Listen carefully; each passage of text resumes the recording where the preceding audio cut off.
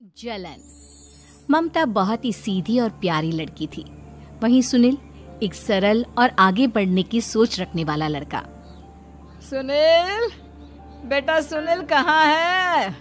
अरे जरा एक गिलास पानी तो दे दो। हाँ माँ, अभी आया। क्या माँ, पानी तेरे सर के पास ही तो रखा है।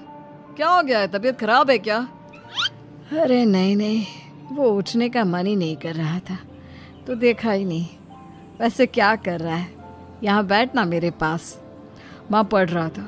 वो क्या है ना, नौकरी में तो वक्त नहीं मिलता, अब ऑफिस से घर आकर ही तो वक्त मिलता है। अच्छा ठीक है, पढ़ ले जा बेटा। सुनील पढ़ लिख कर और आगे बढ़ना चाहता था, लेकिन माँ की तबीयत खराब देखकर सोचता है कि शादी ही कर ले। कब तक माँ का ख्याल वो अकेले रख पाएगा? तो एक दिन, माँ ये ममता है, मैंने इससे शादी कर ली है। तुम्हारी तबीयत भी ठीक नहीं रहती तो मैंने सोचा शादी कर लेता हूँ। घर संभालने वाली और तुम्हें संभालने वाली कोई आ जाएगी तो अच्छा रहेगा। माँ अचानक से सामने बहू देखकर हैरान रह जाती है। बेटा ये क्या बात होती है? न बैंड, न बाजा, न दहेज, न शगुन, ऐसे कैसे बहू आ गई? माँ तू तो जानती है मैं नौकरी के साथ पढ़ाई कर रहा हूँ, तो कहाँ से इतना पैसा बचा पाता कि धूमधाम से शादी करता। वैसे भी माँ, लोग तो आकर खाकर निकल जाएंगे, इसलिए बस वैसे ही। माँ जी, मैं आपका ख्याल रखूंगी। वैसे भी ये आगे की पढ़ाई कर रहे हैं, अच्छा कुछ कर गए तो सबके दिन फिर से अच्छे आ जाएंगे।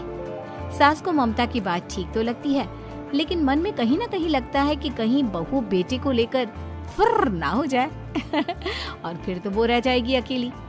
बेटा देख, मेरा जो कुछ भी है वो सुनील ही है, और सुनील का भी अब इस दुनिया में मैं ही हूँ और कोई नहीं। क्या सुनील?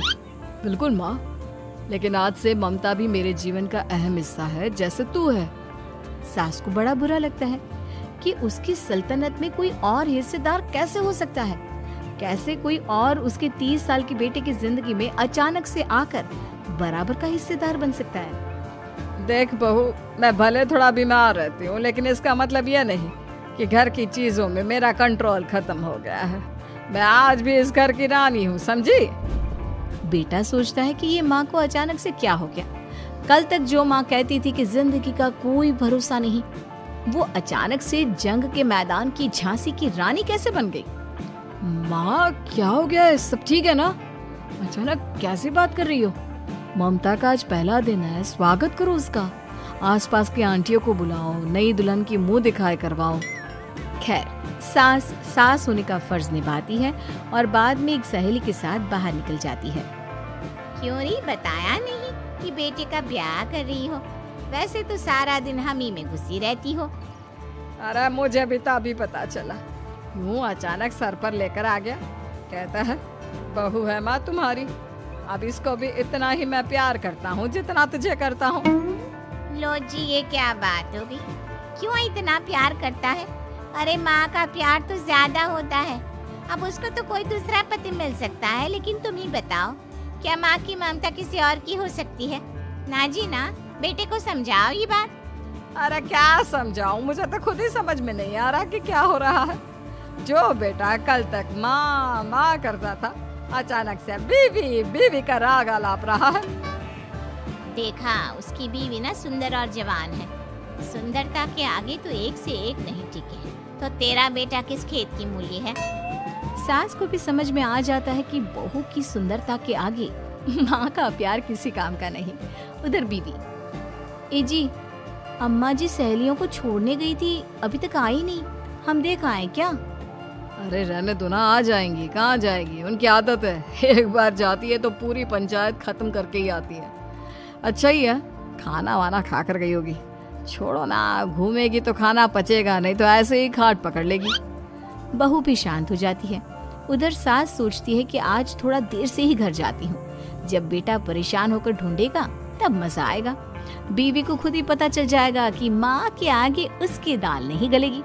लेकिन वहीं दूसरी ओर घर पर, ए जी, माँ जी अभी भी नहीं आई, हमको तो घबराहट हो रही है कि क्या करें, जाकर पता करें किसी के घर। अच्छा, कहाँ जाओगी ये भी बता दो। पहला दिन है तुम्हारा इस घर में और एक ही दिन में मोहल्ला छानोगी क्या?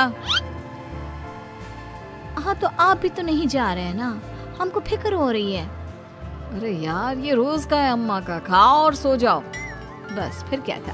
बेटा बहू खाना खाते हैं और कमरे में सोने चले जाते हैं। उधर जब सास को कोई देखने नहीं आता तो वो हार कर घर आ जाती है, जहाँ वो देखती है कि सारे घर की लाइट्स बंद है। सास को गुस्सा आता है। बहू, ममता बहू कहाँ हो? लेकिन सारे दिन की थकी बहू को ऐसी नींद आती है जैसे किसी ने भांग की गोली खिला दी हो। वो तो नहीं उठती। उठकर आ जाता है बेटा। क्या बात है अम्मा, काहे चिल्ला रही हो? अरे सो जाओ ना, सुबह की थकी है बहू, वो सो रही है। जोर से बोलोगी तो नींद खुल जाएगी उसकी।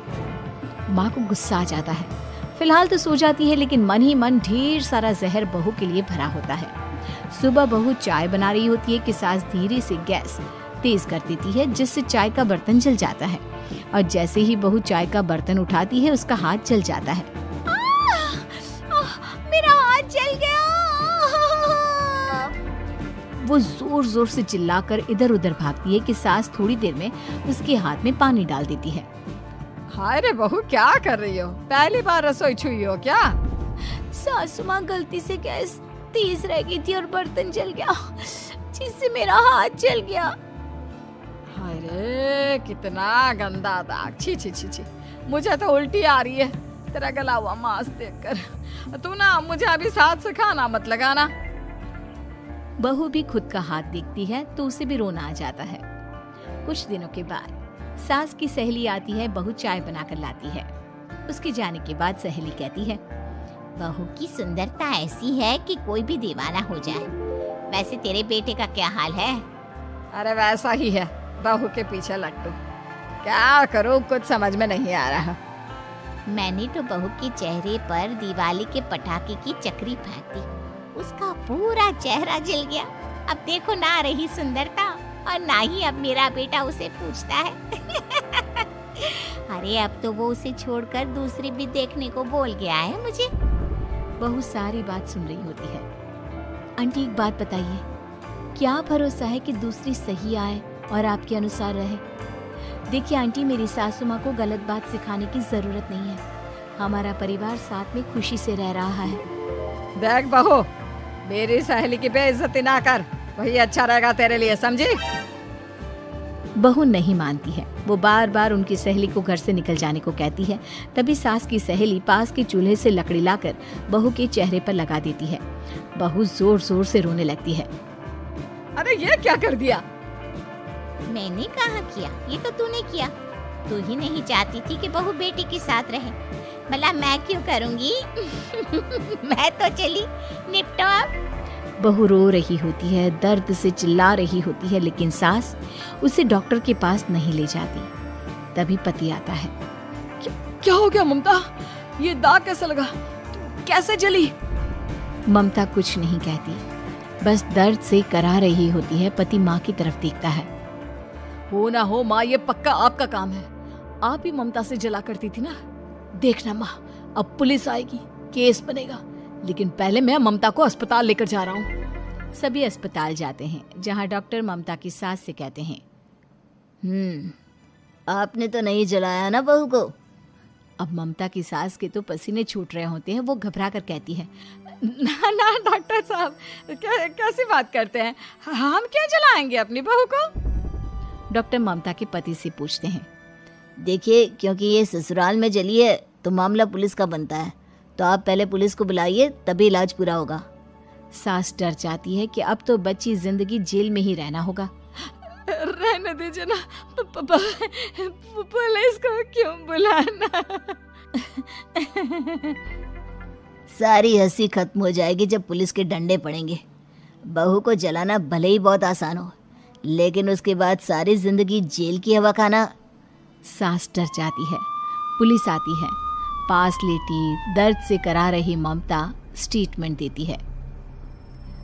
तो क्या हुआ था? कैसे जली आप? ममता पास खड़ी सास को देखती है। बेटी बताओ, कैसे जल गई तुम? ओए, काका का किरण वाली शाहरुख, चुप, बिल्कुल चुप। सास चुप। सभी इंतजार करते हैं कि ममता क्या बोलेगी। जी मैं खाना बना रही थी, लकड़ी उड़कर मेरे ऊपर गिर गई और मैं जल गई। सास बहू की बात सुनकर रोने लगती है। देखा माँ, कितनी समझदार है ममता। ये चाहती तो, हाँ बेटा, ये चाहती तो मैं आज जेल में होती। मुझे माफ कर दे, मैं आगे से अभी कभी ऐसा नहीं करूंगी।